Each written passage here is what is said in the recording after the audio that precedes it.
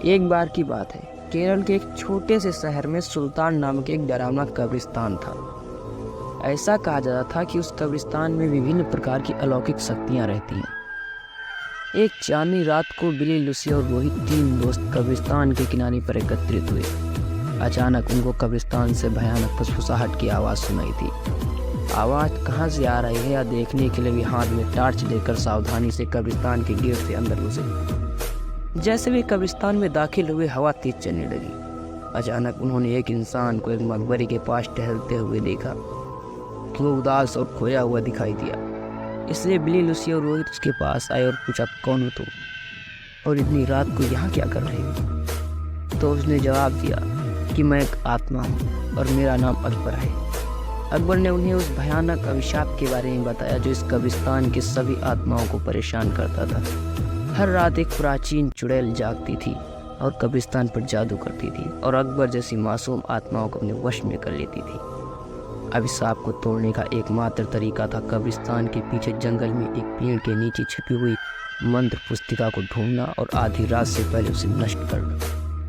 जादुई पुस्तक ढूंढने की दृढ़ संकल्प लेकर बहादुर तिकड़ी यानी कि बहादुर तीनों दोस्त अपने मिशन पर निकल पड़े। उन्होंने अंधेरे में मकबरे के बीच रास्ता खोजा, जंगल में जाने के लिए, और इस बात का ध्यान रखा कि आराम करने वाली आत्मा को परेशान न किया जाए।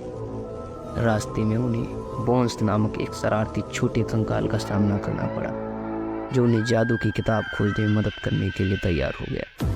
वह कंकाल उन्हें एक पुराने आम के पेड़ के पास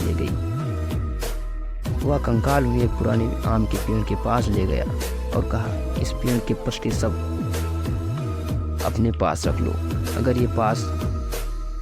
वह कंकाल उन्हें एक पुराने आम के पेड़ के पास ले गया और कहा, इस पेड़ के पत्ते सब अपने पास रख लो। अगर ये पत्ता तुम्हारे पास रहेगा तो वह चुड़ैल तुम्हारा कुछ नहीं बिगाड़ सकती और ये पत्ता तुम्हें जादुई किताब हासिल करने में मदद करेगा।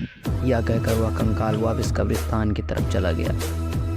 आम के पत्ते को अपने हाथ में लेकर तीनों दोस्त जादुई किताब ढूंढने लगे। बहुत ढूंढने के पश्चात जंगल में एक झील के अंदर उन्हें छमता हुआ कुछ दिखाई दिया। रोहित को तैरना आता था तो उसने झील के अंदर जाकर वह चमकता बॉक्स ले आया।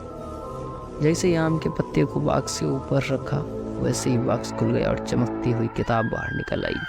आधी रात करीब आते ही वे तीनों अपने हाथ में जादू की किताब लेकर शराब को तोड़ने के लिए कब्रिस्तान की तरफ बढ़े।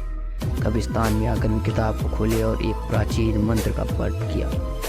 मंत्र पाठ करते ही जमीन कांपने लगी और कब्रिस्तान में तेज रोशनी छा गई। वह चुड़ैल